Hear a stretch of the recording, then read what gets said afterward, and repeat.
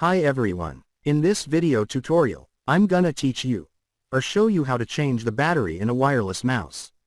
Or how to replace the battery of your wireless mouse. This is a very easy and quick tutorial, friends. So now, let's start. Open the battery compartment cover. Just slide it to open. Just like this. You can now see here the battery of your mouse. To remove the old battery, just push it and lift up. I'm gonna use my finger or nails. Just like this.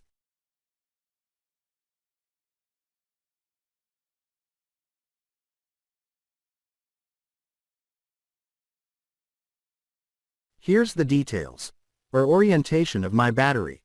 I'm gonna put in my new battery in the right orientation, just like this.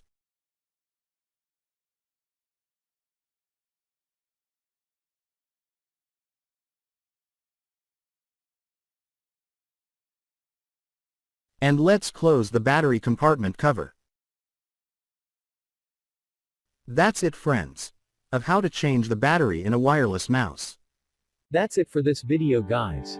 If you like this video, please do not forget to like, share and subscribe.